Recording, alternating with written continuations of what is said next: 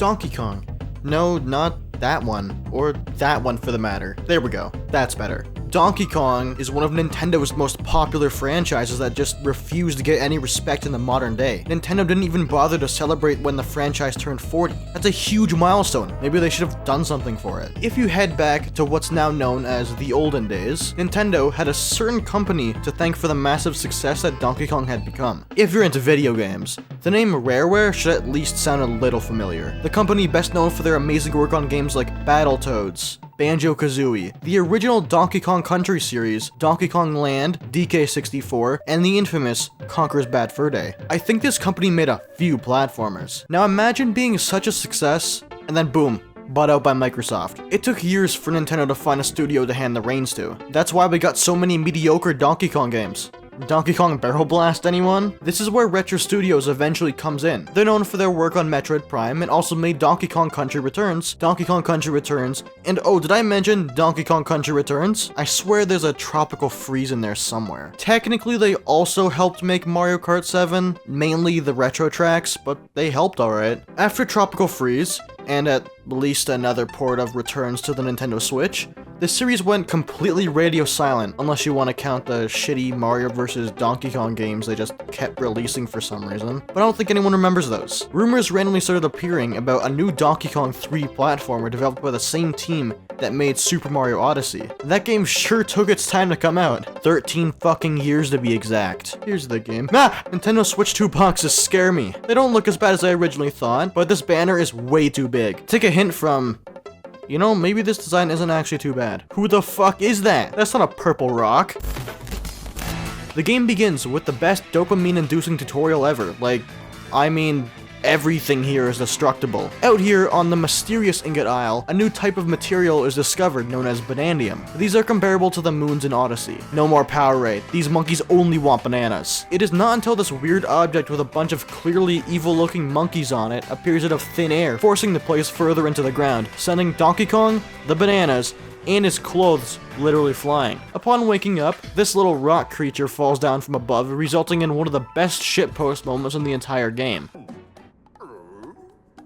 Oh, it's this thing. Yeah, this thing totally isn't a certain someone. Nope, definitely not. The panicked little rock is calmed by DK's nice whistling and decides to join him on his little adventure. They fucking Tears of the Kingdom this? This is the greatest game of all time. Alright, let's just get this out of the way before continuing on. Spoiler alert, Hot Rock is Pauline. Crazy, am I right? Thank you, Nintendo of Korea. She's also a kid now for some reason. What kind of weird timeline shit is happening here? I am not about to go into the amount of random garbage that would need to be retconned for this game to even take place. Anyways, the story in this game almost entirely revolves around Pauline getting more confident around others and with her singing. It also just so happens that they need to go deeper into the planet and get to the core so they can wish from this thing called the Banandium route to go back to the surface. She also suffers some trauma as they venture, like being swallowed by a giant eel, but the overall plot isn't exactly in-depth. It's very different compared to a lot of other stories Nintendo games usually have, but it isn't so important here when everything that surrounds the main plot builds the game up to be something absolutely incredible. Pauline's main ability focuses on her singing to help Donkey Kong. She has a super powerful voice,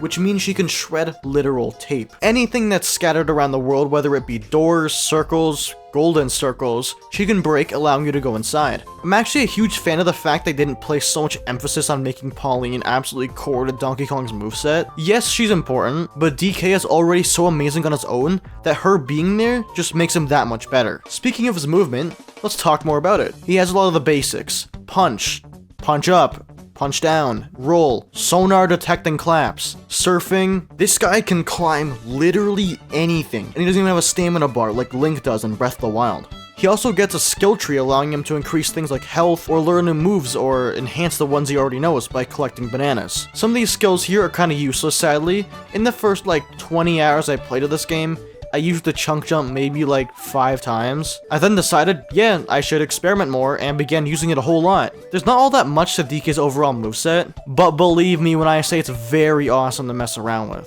Rolling midair and chaining that with a punch feels exactly the same as getting that extra little distance diving with Cappy got you. Donkey Kong also learned several of these transformations or bonanzas from the various elders located in the many layers of the underground world. Kong Bananza, Zebra Bananza, Ostrich Bananza, Elephant Bananza, and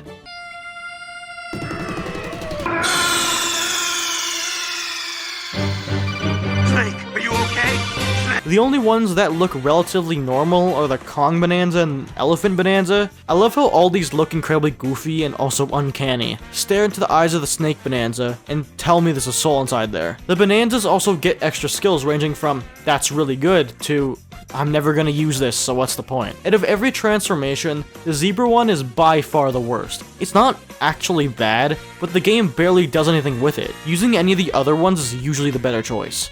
The Kong can break hard objects easily. The ostrich can fly over everything and carpet bomb. The elephant can use the trunk as a vacuum and reproduce chunks to be chunk jumped with. And the zebra is just fast. I found more use from the Snake Bananza than I originally thought I would. It just kind of feels like a better Spring Mario, but combined with the power of Shadow the Hedgehog. Yeah, that's right.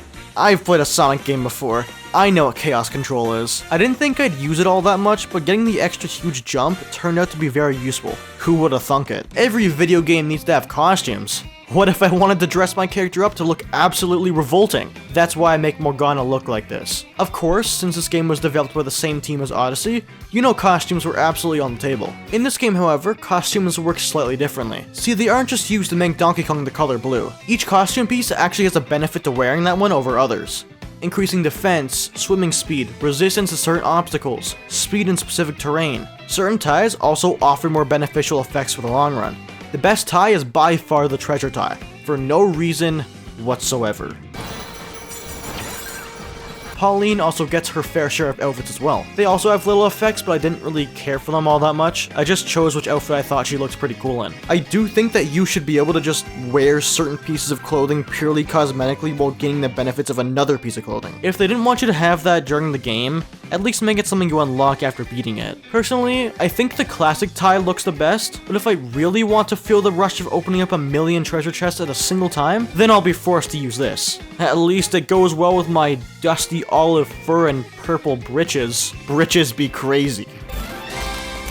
The Sublayers, the various areas akin to that of the several kingdoms in Super Mario Odyssey. These are so amazing and very fun to explore every single inch of them. Nintendo, you've outdone yourself. You made yet another beautiful game. Yeah, that's right. Fuck you. This game has a whopping 17 sublayers. Some of these vary in size, with almost all of them including multiple layers to them. I guess you could call them sub-layers. Do you get it? It's supposed to be a joke. I think this game's greatest strength is making the sub-layers get increasingly crazier as you get further down. The resort layer with all the weird fucking square fruit, or the groove layer where Donkey Kong just wakes up in a prison. I love this place in particular. Here is where you can listen to a bunch of discs you've collected or peruse the museum. Oh yeah, they also call you DJ instead of DK. Look at my boy Donkey Kong dance. I kinda wish the racing layer had more to it, but hey. Dixie Kong sliding off into the distance is good enough for me. I'd say a jungle with a giant eggshell hotel is pretty weird, but the feast layer is by far the weirdest one and my personal favorite. I love the carnival atmosphere with all the giant fucking food everywhere, especially the giant burger in the middle. Man, I'm hungry. If you didn't know this already, this game is a collectathon, like a major collectathon. Not only do you have millions of bananas to collect, but instead of having just purple coins, they split them up into different types of fossils to exchange for costumes in the stores. Finding bananas is incredibly addictive. Hearing Donkey Kong go every time he collects one never fails to make me laugh. I feel like DK Bananza takes all the amazing concepts from Odyssey, but it's more of a Banjo-Kazooie spin on them, and cranks it up to 11. There is that much shit to collect in this game. The greatest part of these sublayers is definitely the exploration. I've never felt such a rush from doing something so basic as punching a hole in the ground. Donkey Kong's punches feel so impactful in this game. It feels like I'm genuinely carving out tunnels in this place, or sucking everything up.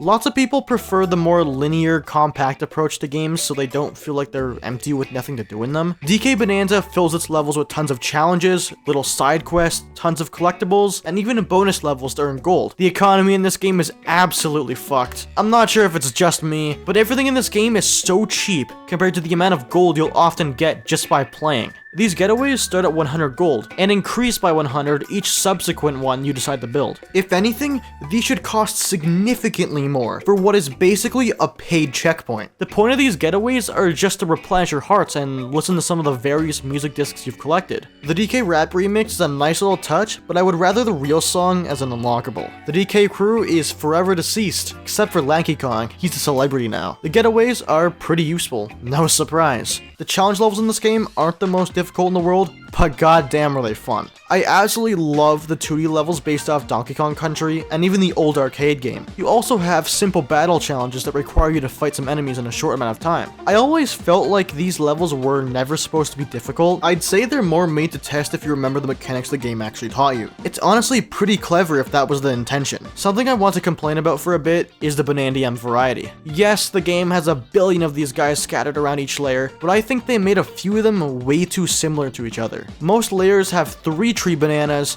a Cranky Kong banana, hide and seek, sunflowers, quizzes, and of course, chip exchange. These aren't all of the repeats, as I'm not about to list that many, but I feel like they should have gone for quality over quantity with the amount of bananas. Collecting them is really fun regardless, but I think it would have been just as satisfying if most of them were actual specific quests designed for that layer and not just copy and pasted. Odyssey had the same issue and it hasn't been fixed whatsoever. If anything, they just reskinned the moons. Captain Toad, 3 seeds, Sphinx quizzes, Shop Moon, Moon shards. The different setting and skin makes them feel different, but in reality, they really aren't. I guess I know what people mean when they say this game is Super Mario Odyssey 2.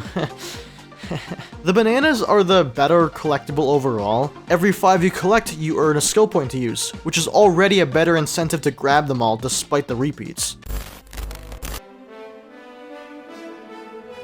I'm here to complain about the bosses of Donkey Kong Bananza. Oh wow, how original. I know, right?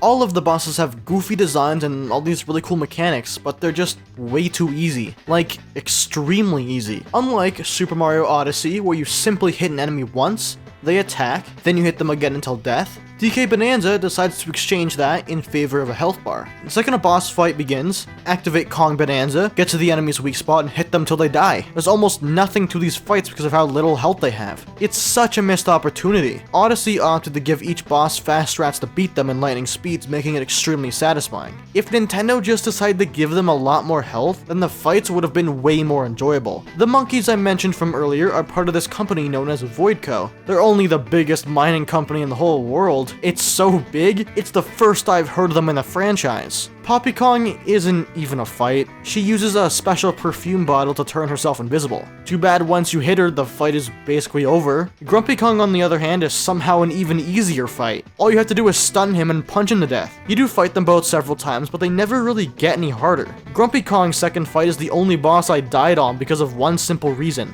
The phrase, "gamers don't look up," explains it all. They both do end up leaving the company after their second fights. Apparently, Donkey Kong has the power to change hearts with his fists. I like these characters, so it's nice to see them swap sides and help Donkey Kong for once. The first fight against the big boss, Void Kong, was actually pretty difficult for a fight in this game. The game has weird performance issues, so when Void summons the little light bulb things that you need to destroy, the frames randomly drop and immediately go back to normal. It's so weird. The frame drops don't get in the way of enjoying the game, it just confuses me more than anything. I think it's really cool how you need to go back to earlier Sublayers and fight Void a few times while he forces innocent civilians to fork over bananas. Get the fucking police down here, he's literally robbing them! This giant ball of snot is probably my second favorite boss in the whole game. You'll never believe this. It has 3 phases. Rule of thirds, you've done it again. In the feast layer, the normal snot enemies can only be damaged by having chunks of salt thrown at them. This fight is doing exactly that, but with so much more shit being thrown at you. It's loads of fun. Huge spoiler warning, the game did come out last week, and I want to talk about the final boss, so I'll give you some time. Alright.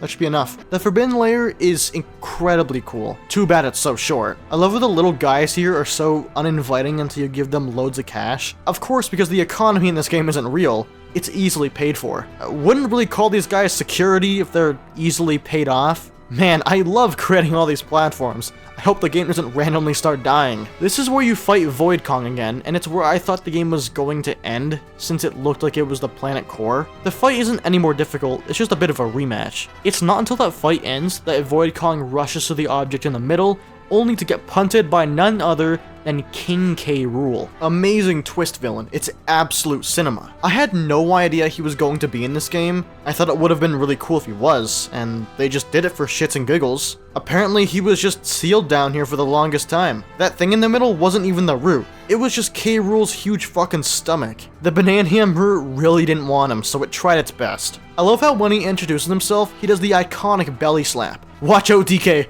that's his counter. After he jumps down the hole, we actually enter what is known as the planet core. The last maybe hour of this whole game has enemies entirely from the Kremlin crew. It's such an amazing part of this game. They did not need to make all these models for the enemies, and yet they did, which is so amazing. The fossils in this area also are references to the arcade game. The huge 8-bit Donkey Kong is incredible, I love it. After reaching the final destination in the planet core, you'll face off against King K. Rool. He's become all-powerful because of the Banandium root and still really hates bananas. The fight is really easy, punch the balls back a few times, and he goes down. Pauline and Donkey Kong use the Banandium root to wish to go back to the surface, and that's it. That's Donkey Kong Bananza. Except it's not, because it's a fake-out ending, and K. Rool comes back while the tower is rising up, and you've got to survive until it reaches the surface. I love this phase of the fight. The remix of Gangplank Galleon that plays is so good. Smash Brothers is nothing on this one. I really wasn't expecting the game to keep going after this, but once you reach the surface, which just so happens to be in New Donk City, K. Rool takes the Banandium root and wishes to take over the entire city and kill everyone for some reason. As the city floods with lava, we race up to the top of New Donk City Hall and face off against K. Rool once and for all, inside a boxing arena like the one from DK64. This is a boss fight. That last one was weak sauce. If you wanted any semblance of difficulty in this game, by God, you've come to the right place. K. Rool is medium difficulty? Nintendo. All the 10-year-olds won't be able to beat this boss. What are you doing? The King of Rot here has several attacks. The ball attacks from before, spawning a bunch of rotten banana mush, and spawning tons of severed arms. As the fight continues, these attacks do get harder, but once again, the Kong Bananza will prevail. Donkey Kong gets his wish for infinite bananas, and Pauline, although sad hers didn't come true, she still wants to try her best to pursue her dream. God, the art in this game is so incredible. After the credits, a 3-month time skip happens and we're back in Ingot Isle digging for bananas. Grumpy and Poppy Kong started up their own construction crew. Holy shit, they took all my money, I'm bankrupt. Pauline comes to visit to get some inspiration for a new song. That's the postgame. We must go talk to every elder and partake in challenges to try and give Pauline some inspiration. I really commend the developers for making these challenges a little harder than the stuff you'd find in, the base game. After you complete all these, Pauline will unlock a new outfit sporting her look in Super Mario Odyssey, which I think looks really cool. At the planet core where you fought K. Rool, the giant eel will be waiting there to pose a challenge to you. The supposed hardest level in the entire game. I did it first try. I feel like we went down in difficulty for this. Yeah, you have to do it in one go, but it's not hard whatsoever. The Elder challenges were harder than this. Whatever. It was fun anyways. After beating the game and collecting a whopping 777 bananas, I'm not done. You get a star on your profile for collecting 1,000. Gotta get on that grind. After a few hours of grinding, I finally got that star. I'd say it's worth it. Poppy Kong gave me invisible spray. Awesome. I'll totally use this. The DK Artist mode is the latest craze on the block. Gotta use the Switch 2's new mouse mode invention to sculpt a masterpiece. I love this little side mode. There's no point to it whatsoever. It's just there for some fun. They give you tons of existing models to start your sculpture from, and you can paint them with whatever material you think fits. The game controls so well here. One Joy-Con is for choosing your brush types and changing materials and all that junk, and the other Joy-Con just functions as the mouse to paint with. At this point, I think Nintendo desperately needs to release Mario Paint on the system. The mouse mode would work so well there. As you can see here, I made Mario. He's looking a bit sick and as if he's not all there, but that's okay. Nintendo really needs to take these tools away from me. And that, ladies and gentlemen, was Donkey Kong Bananza. I absolutely love this game. Is it perfect? Hell no. There's no such thing as a perfect game. And if there was, trust me, someone would go out of their way to find some sort of flaw with it. So many things in this game are done so well. The exploration, movement, final boss, and even post-game are executed perfectly, but it's everything else that has loads of issues that knock the game down a bit. The repeated bananas, the easy bosses. Hell, I think the game itself is way too easy. It deserves to be harder. I just want more of a challenge when playing these games, but Nintendo is more for making a game for everyone. Regardless of these issues, Donkey Kong Bananza is an absolute amazing time that anyone can enjoy. Maybe in the future, this game will get the DLC Mario Odyssey never did. This game is not a 10 out of 10. What the fuck was IGN smoking? I hope you all enjoyed the video. If you made it to the end, please make sure to like, comment, and subscribe, as well as turn on post notifications to stay up to date with everything I post. Have an amazing rest of your week. Bye bye.